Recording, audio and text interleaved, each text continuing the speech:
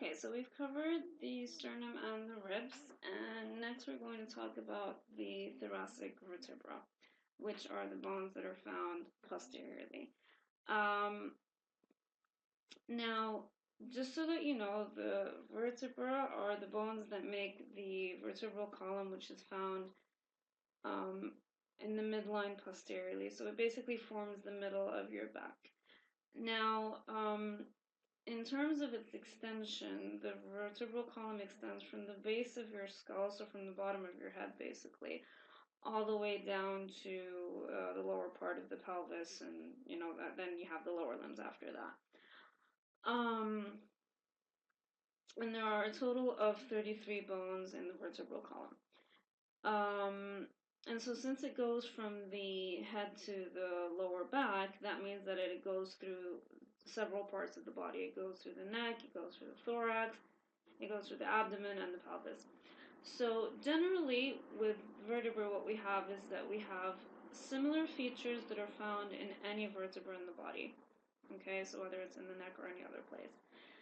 And then for each segment of the body, we have a specific feature that allows us to say, okay, this is probably the vertebra that's in the neck, this is the one that's probably in the abdomen, this is the one that's in the thorax. So what you're looking at now is a bird's eye view of the vertebra. So you're basically looking at it from the top. And the first thing we're going to do is we're going to look at the features that are found in any vertebra in the body. Okay? So generally, they have an anterior part which is wide, and this is called the body of the vertebra. Okay? And this usually faces the front. And then this posterior part here, this entire region, this is what we call the neural arch. So any vertebra is made of a body and a neural arch.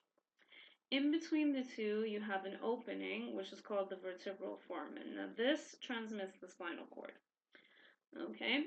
Now, the neural arch itself is made of a few things, or a few processes that pass out in different directions.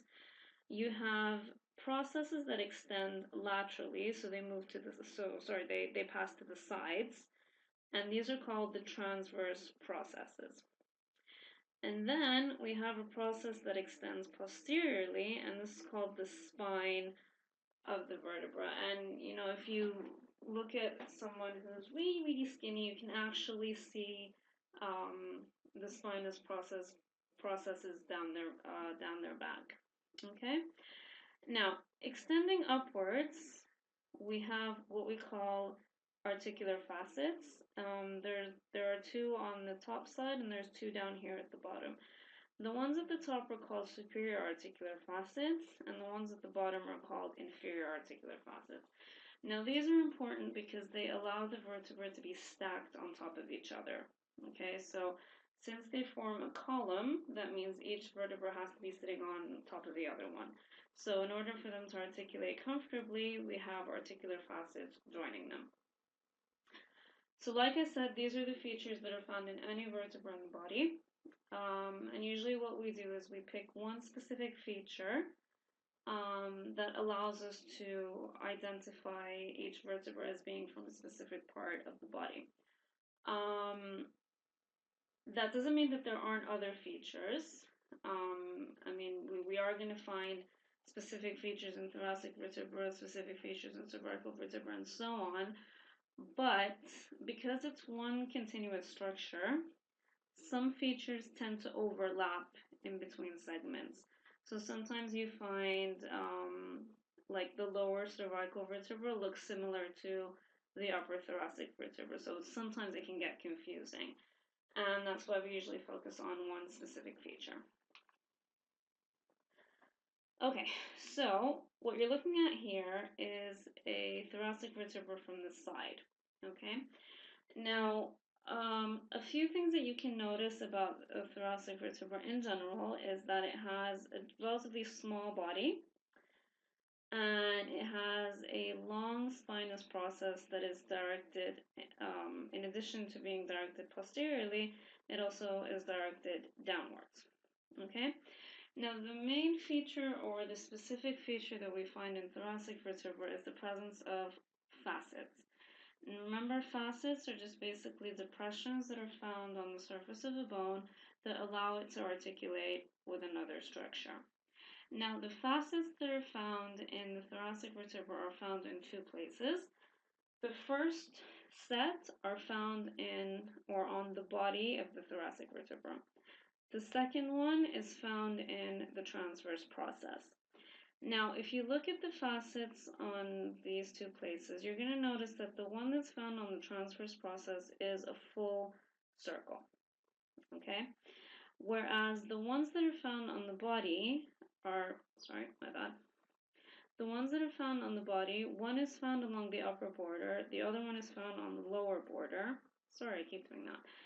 And they don't actually form a full circle, but they form a half circle on each side. So that's why the ones that are found on the body are referred to as demifacets, meaning that they are half circles. And the one that is found on the transverse process is called a costal facet. So, in this picture, you can see where the thoracic vertebrae are found. They're highlighted here in red, found passing down the midline of the body, and specifically within the region of the thoracic cage. Thoracic vertebrae are irregular bones that are found in the midline posteriorly. And specific features of thoracic vertebrae is that they have a small heart-shaped body. They have a long, thin spine, and like I said, it's usually directed downwards.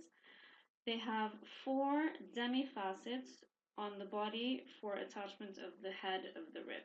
So if you remember when we spoke about the ribs earlier, we said they have, a typical rib needs to have 2 facets on its head. The facets of the head are going to articulate with the demifacet of the thoracic vertebra. And the reason that there are 4 is that there are 2 on each side. So you're going to have 2 demifacets on the right, 2 demifacets on the left. And the other feature is the presence of a costal facet on the transverse process, and this one articulates with the tubercle of the rib.